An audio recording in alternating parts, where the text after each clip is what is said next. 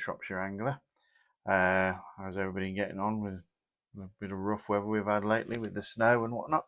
Oh, looking the table a bit there. Yeah, it's not been brilliant, has it?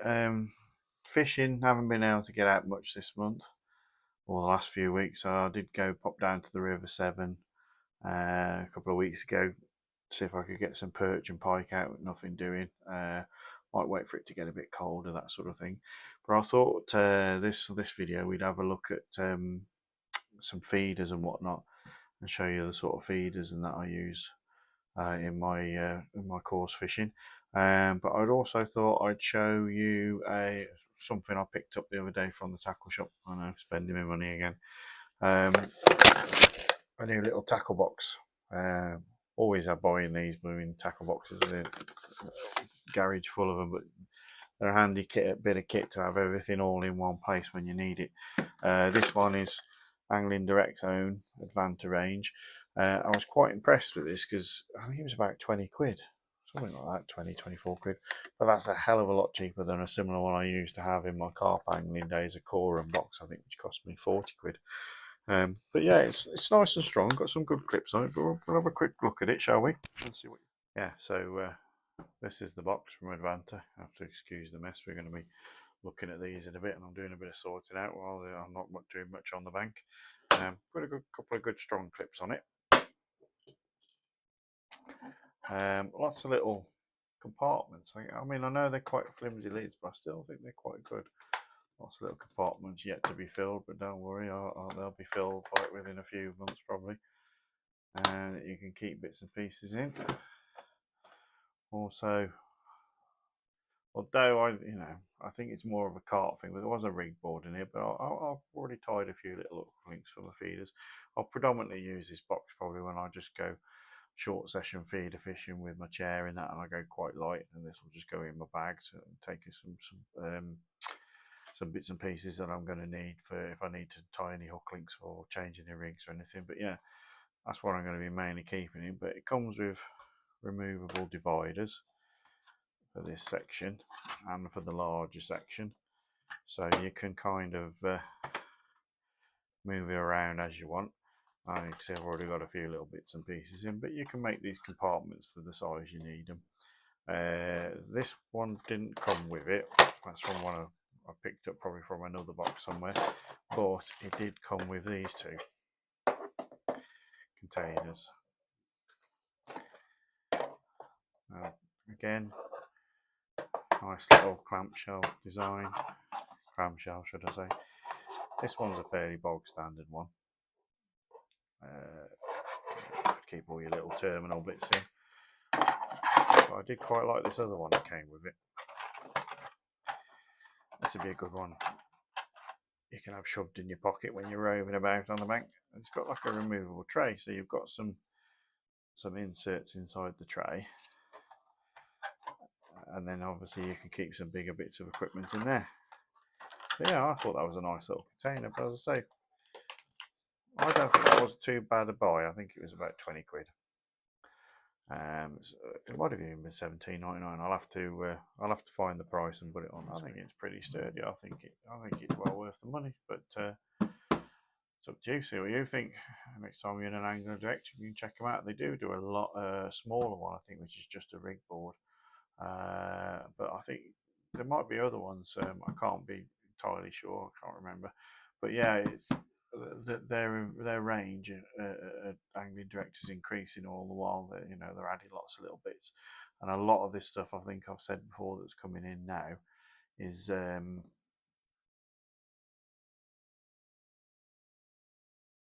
another item I picked up on my travels lately into a tackle shop. Also, Angling Direct's own brand was an EVA tub. Now I've already got some of these. But I've had normally in the past, I think I've got Guru ones. But I saw this and it was cheaper than the Guru and the Preston ones. But to be honest, it's exactly the same quality. Which also just goes to show what I was saying about, they're starting to copy or produce as good as quality versions of some of these things. that are made by the big brands, but obviously a lot cheaper. But yeah, I was quite impressed with that. Clear EVA lid, like any of the other ones I've got. Nice and strong. Good zip on it. Good tabs on it. Zip pullers. Yeah, I thought that was quite good as well. So yeah, definitely worth going to have a look at some of this Advanta stuff when you're in Angling Direct next. On the top. Yeah, so feeder fishing. I do like my feeder fishing. Method feeder is what I sort of tend to go to the most, but I will dabble in the pellet feeders and maggot feeders and all this sort of thing. I'm trying to sort of do more bomb fishing than I used to. I think I haven't given it a fair chance in the past, so I'm going to start giving that more a bit of a go, I think. But anyway, with the feeders, when I started back into fishing after a break about 10 years ago, there wasn't any method feeder fishing around when I packed up when I was a lot younger. But it's the first thing I came across when I started back fishing, as I say, 10 years ago, and it was the flatbed type of feeders. You quite commonly see everywhere. Loads of people make different ones. This one's a Drennan one, and what I liked about this one is it used to come with its mould, and I think you can still get these. I mean, I've had this a long time. It's served me quite well. So that came complete with a mould where you could pack your ground bait and your pellets into there, pop the chaff on top, compress it down and release it, but they are quite tricky. The better ones are the ones that release. This is a Corum one, which goes with these Corum feeders. Now these are made of all metal, so they will sink to the bottom quite quickly though as well. And they're a nice little feeder those are. And as I say, same sort of principle. Put your feed pellet or your ground bait in there, pop your hook bait in, pop your feeder on the top, compress, but then you can release it with those, and then it comes out in your hand easier. I will fish the method feeder without the moulds, but I do tend to find with the moulds they stay on better, because sometimes it's a bit hard to compress it, or you end up with too many pellets or too much ground bait on there, and it can fall off on the cast or just come away as it hits the water. So I do prefer the moulds, but I will do method feeding without the moulds. One you can use without the mould is another Guru one, which comes with like a cage. So it's almost like a type of hybrid feeder. So it's a method feeder, but it's got a cage in there, so you can just stuff your ground bait or your micros into that. Again, nice good feeder. Like I say, I do dabble into other types. We have maggot feeders. Now these have sort of moved away from the old school ones. I haven't got any more, which used to be the tube when you used to pop the cap off, fill it with the maggots, pop the cap back on. And trouble with those, if you weren't quick enough, half the maggots had escaped. These are quite easy to load because they open like a clamshell. So I quite like those ones. And all these types of feeders, we also have the old school open end cage feeder, pellet feeder, and they come in all different shapes and sizes. This is another type of pellet feeder. These are Guru ones. That's another type. Again, that's all metal. Quite like those as well. And another type of maggot feeder. Not a clamshell, this one, but it has got a pop open end cap, so it's quite quick to scoop the maggots in and click down, and then away you go. I also liked the first Guru feeders, method feeders that I came across with the X-Safe ones, which you've probably quite a few people have seen before. Now these came with two different types of stems because the stems are removable. This is the straight through or inline stem, where you basically thread your main line through that stem, and in the end there's a small removable swivel. So you tie your main line onto one end of the swivel, and then you've got the other loop of the swivel to attach your hook link. And as time has moved on, I make it sound like this has been going on for years, but you get quite a few more quick change beads or attachments that you can use with feeders, which make life a lot easier for swapping over your hook links and that quite quickly. I think the first one I ever came across, you see that's a bit small, was a Preston type one, which was like a rubber bead with an insert that's basically like a hook. And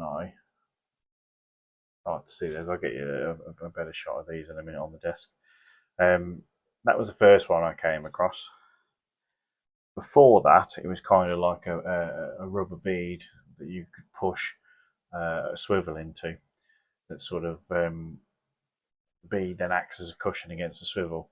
Whereas compared to the old days, we used to just have a swivel sliding up and down. Also, Guru do like a quick change.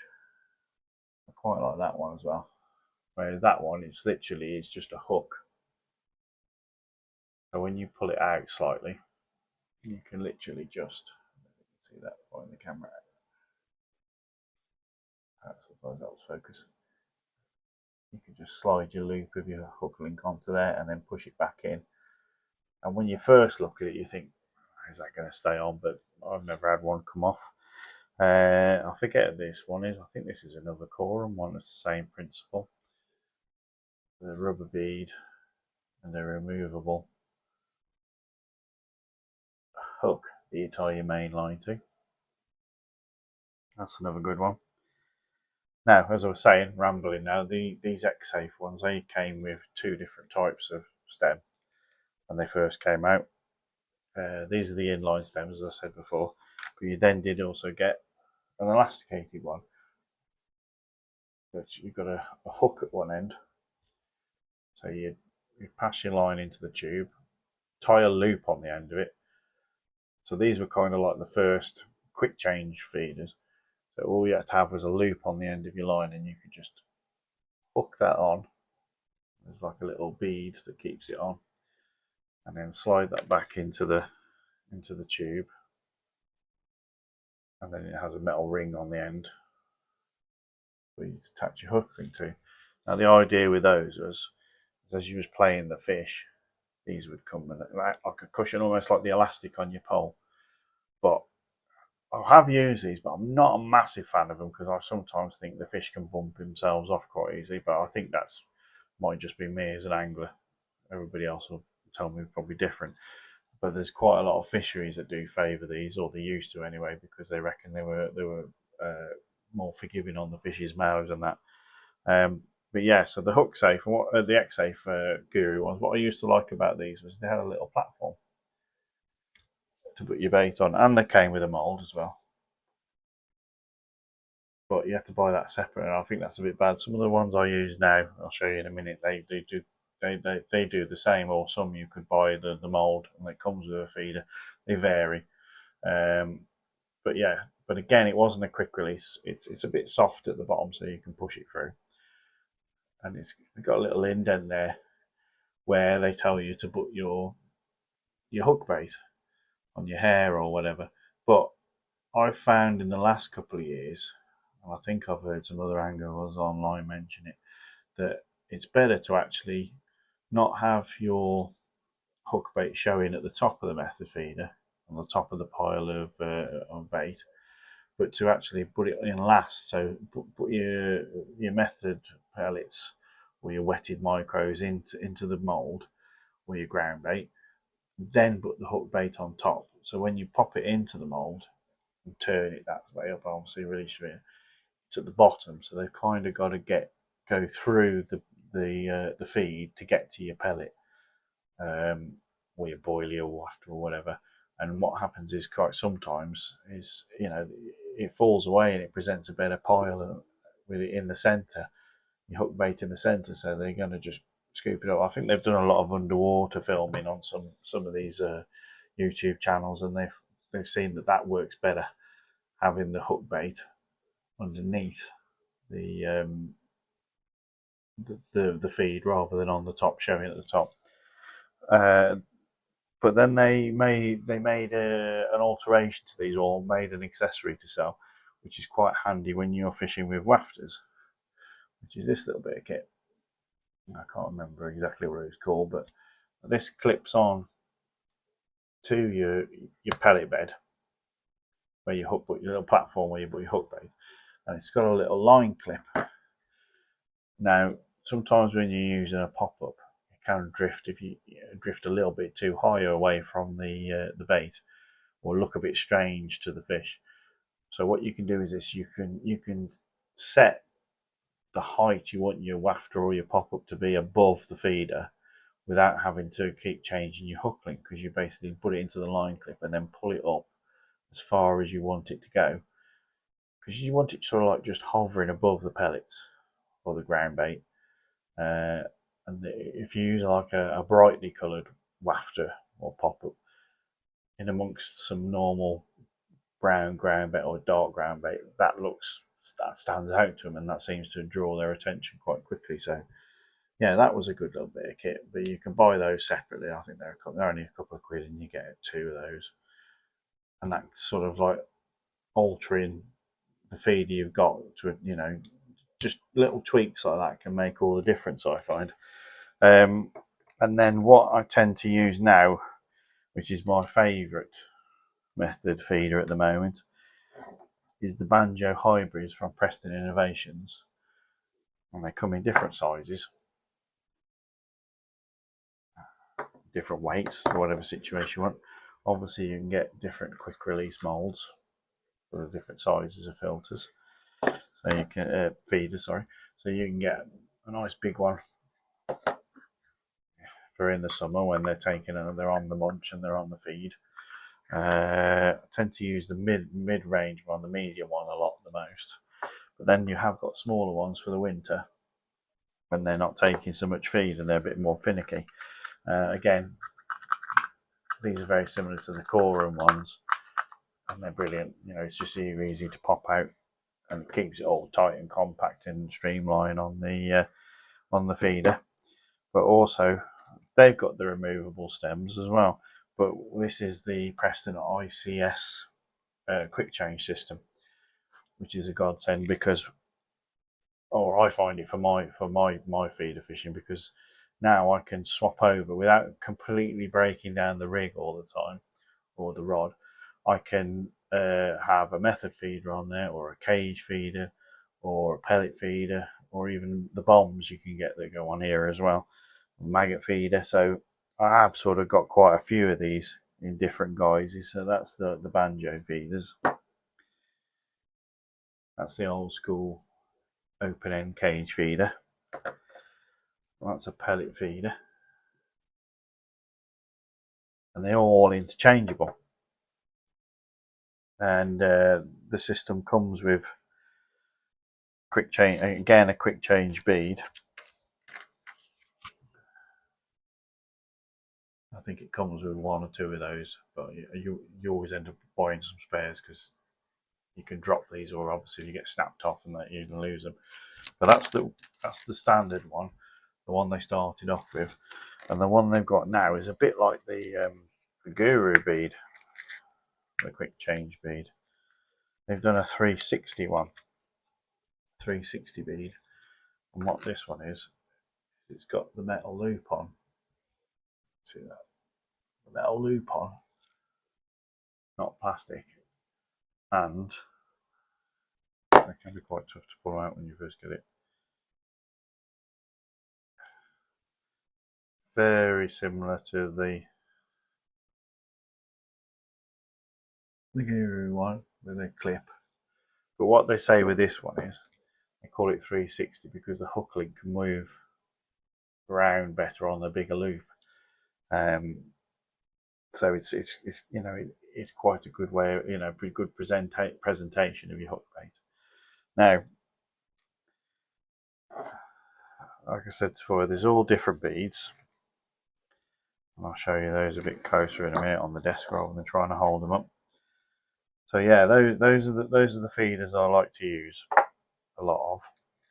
And then with the thing I like about the method feeders is as well, they're self-hooking because of the weight. Once the fish picks up the bait, the weight of the feeder makes it hook itself. but these are all free running rigs now, whereas the feeder can slide up and down the lines. The first few that used to come out were kind of like fixed. The hook bead like pushed into the bottom and didn't really go nowhere.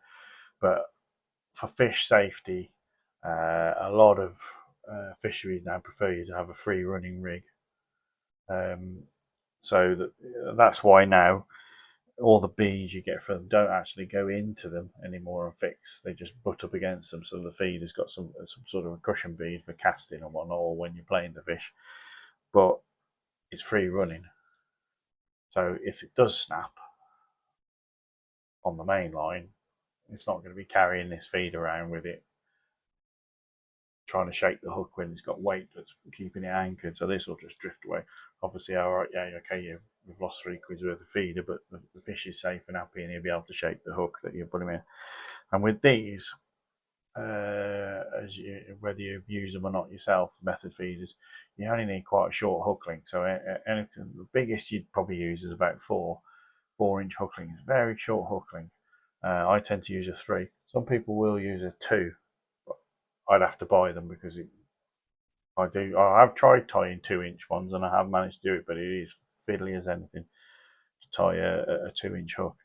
And predominantly with these, I either fish pellet or corn or wafters and boilies. I tend to use like a lot of that.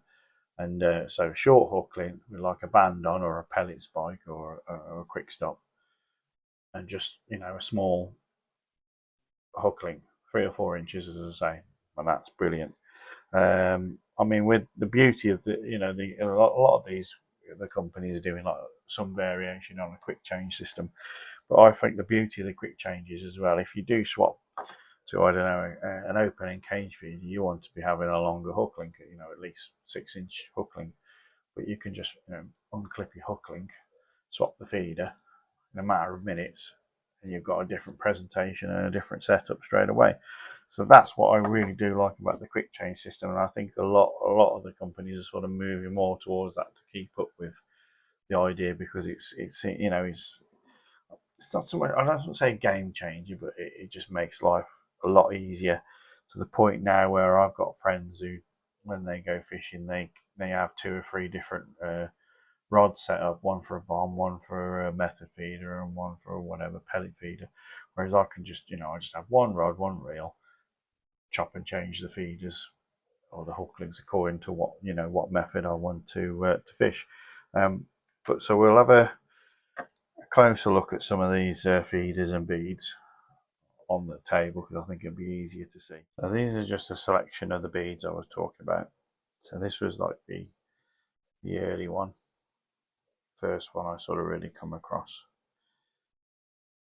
and they're all of this sort of principle, where you've got some sort of a quick change hook, and an eye for you to tie your main line to, and then your hook for your hook link. So they were really good, but as I say, you've got all these different variations. I think this is a Drennan one. You can get these ones in different colours. That's the same principle.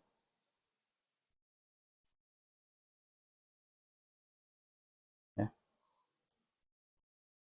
that's a good one. So then we start getting these ones with the metal. Quite fiddly when they're new. Obviously the eye for your main line, and then the hook for your link. Speed fit one, Guru one, that's quite a good one. Same sort of principle. Pull it down, change your hook link, push it back up. And as I say, that's the newer one from Preston, which is along the line. So they're all along the same lines. It don't matter which one you have, really. They all do the same job. So yeah, those are the hook beads. And basically, I use this one, it'll be an easy one to do, and get a bit of main line.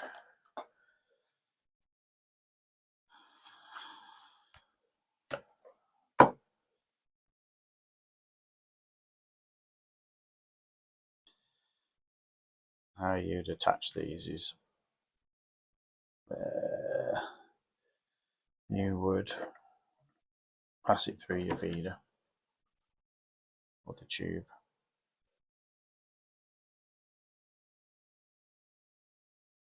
Sometimes when they got the hose tails on, you better taking those off. So it's as simple as threading the line through the hose tail, then threading the line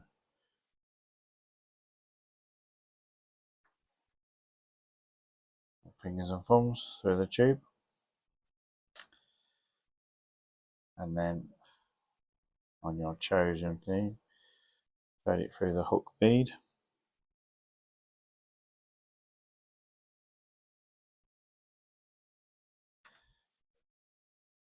and then tie the swivel on, or the hook or whatever comes with it. No, everybody has their own preference on knots. I quite like a grinner knot, I think they call it. You go through once, then again, and then form a loop. So, and then pass the tag end around the main line and your loop.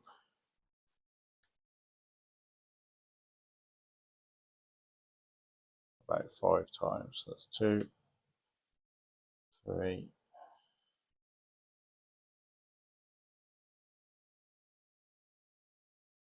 4,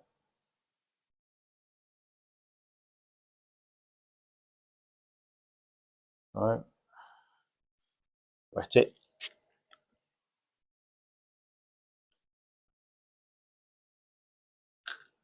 Draw it down.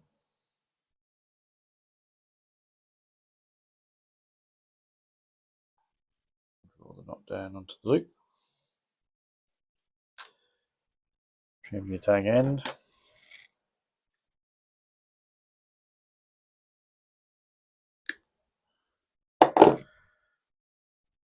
Okay. Same as you'd attach any swivel.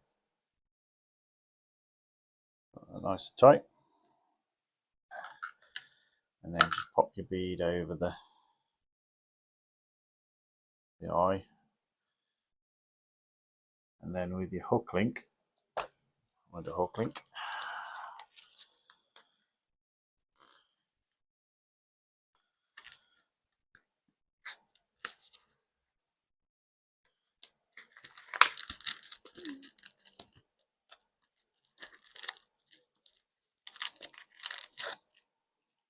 This is quite a long hook link, so you'd be using a lot shorter method. Unravel it.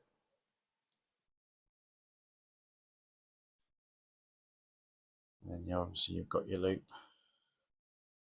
Self-explanatory. Goes over the clip. You push that into your buffer bead. And although it doesn't look like it and you wouldn't think so, that won't come off. Especially when the fish is on there, because the tension is all in that end. And then obviously that acts as a stop then for the feeder on the cushion. Push your hose tail over the end.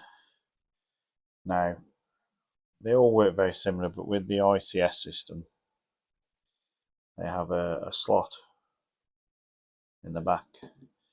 So what you do is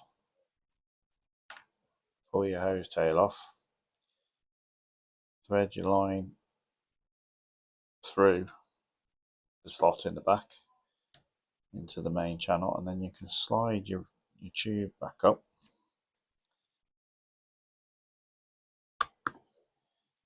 into the bottom of the feeder and pop your hose tail back on. And that's good to go. Book myself. And then, like I say, what I like about these ones is you can just change them taking the hose tail off, pushing the tube down, fetching the feeder off. And then say we'll go method feeder, so we'll put line through the slot.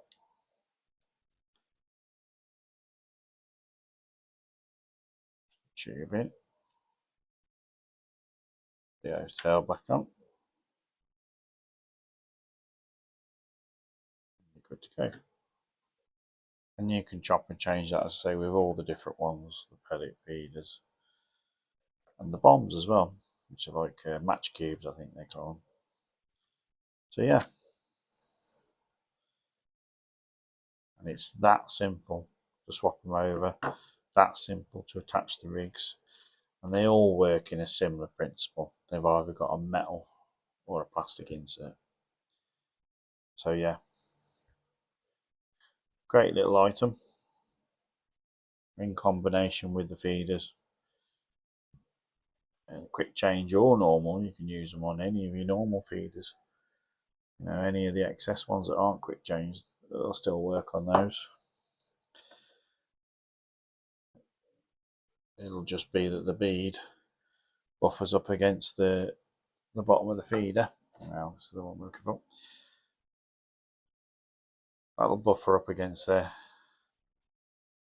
That one actually goes in, but it will be free running. That's the important thing. They want to be able to take the line, and the weight of the feeder on the ground will hook them. But then they've also, as I say, if that does snap off there after the hook link, they're not going to be dragging that feeder out. It's a similar principle to what they've been using for years on the carp fishing, to stop the quick release lead systems. So yeah, and that's basically that. Any questions, any comments, pop it in the comment section, and we'll see if I can do my best to answer them as best I can. Really. That, in a nutshell, is how I fish with a feeder. I tend to fish a lot with a 16 or a 14 hook, but maybe sometimes go up to a 12, but that depends on the hook bait or what I'm targeting. I'll sometimes use bigger, stronger hooks if I'm targeting bigger fish than the match hooks. You can get like specimen hooks in the normal sizes, but they're a thicker gauge wire, so they're a stronger hook, not going to bend or give as much. But yeah, the feeder fishing, yeah, it's good if you got it also. And the hook links, as I say, vary in size depending on what feeder you're using.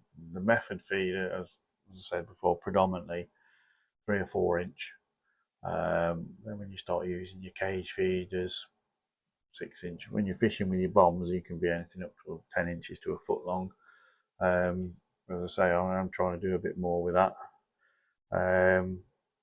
You can do a sort of, when you're bomb fishing, as well, instead of just having the bare hook bait and catapulting in or chucking in loose feed, you can use a similar system to the method feeder on a bomb, but it's sometimes better if the fish are a bit wary, a bit more pressurized. They've seen a lot of method feeders, because fish aren't stupid. They do start to recognize things, and that's when you have to start being clever.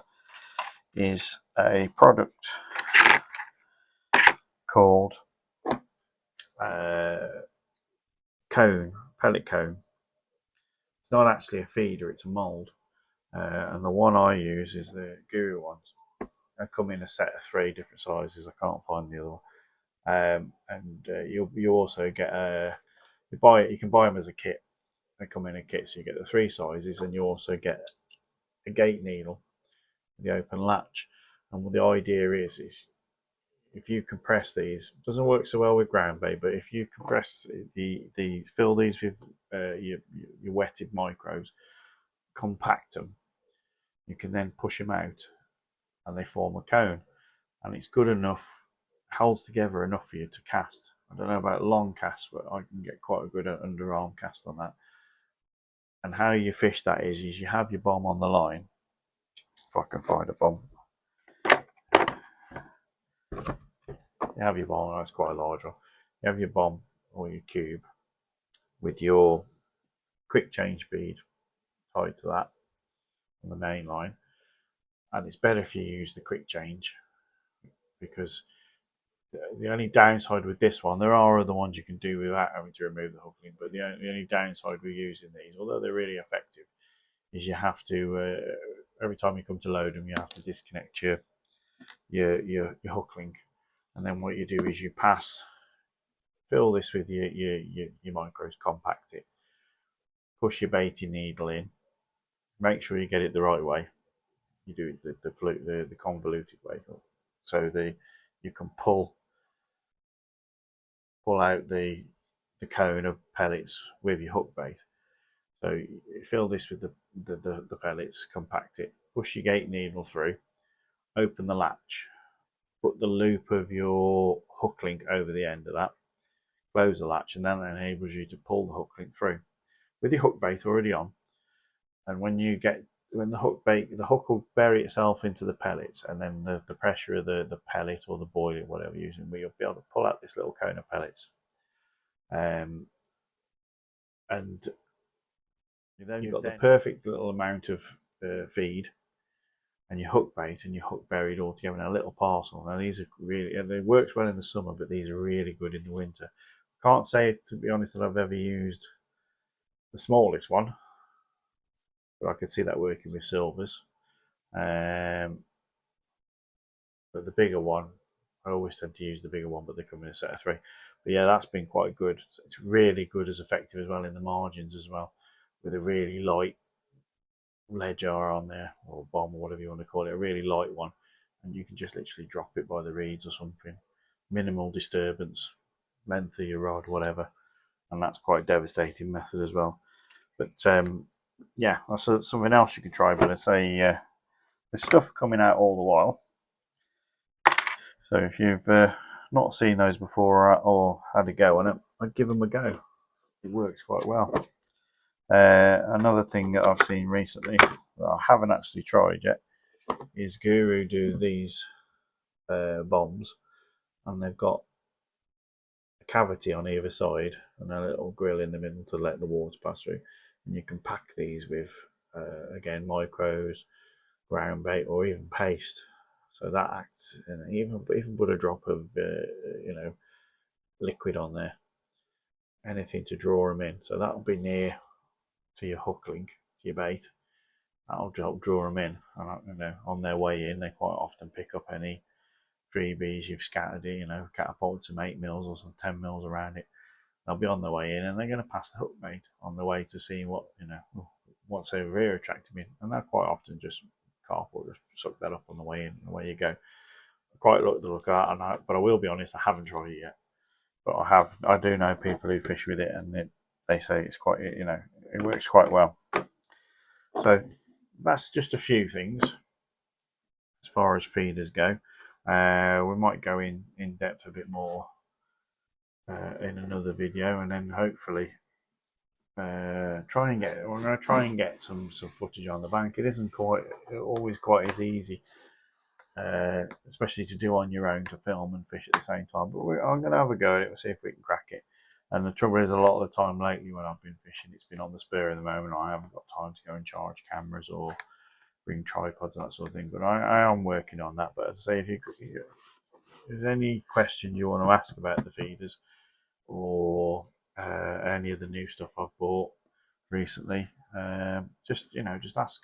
I'm quite happy to give you the answers as best I can. Also, while we're fast approaching Christmas now, 1st of December today, my good lady wife bought me an advent calendar. Now, she got me an advent calendar last year from Angling Direct, a little one, because she knows I do the predator fishing this time of year, and that was quite a good one. So she's bought me one again this year. This one I think was slightly more expensive than last year. I think it was £20 to £25 last year. This one's £29.99, and this is supposed to be a luxury one. So we'll have to see if it's going to be any more luxury than last year, but I'm going to look forward to opening this every day on the run up to Christmas. So I thought I'd document it. So in case you didn't buy one this year and you think you might buy one next year, we give you an idea of what you're sort of getting them really. So yeah, we'll open door number 1 and we'll see what we get, shall we? Okay, so let's see what we've had in window number 1.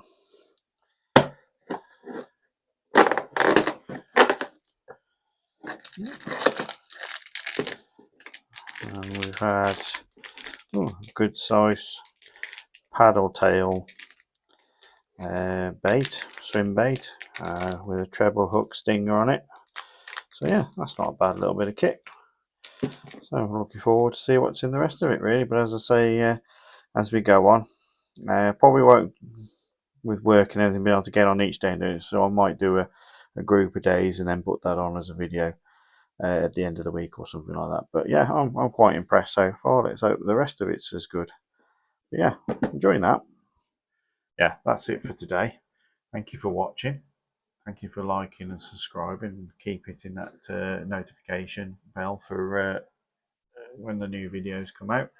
As I say, on the run up to Christmas now, we'll carry on with the review of the Predator Advent calendar. So we can see what that turns out like, see if it's been a good investment or a good present. And maybe do some other videos before Christmas, hopefully.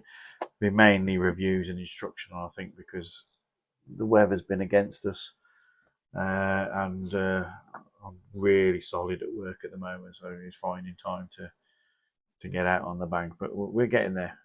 So thanks for watching. Hope to see you again soon. My name's Andy and I'm the Shropshire Angler. See you later.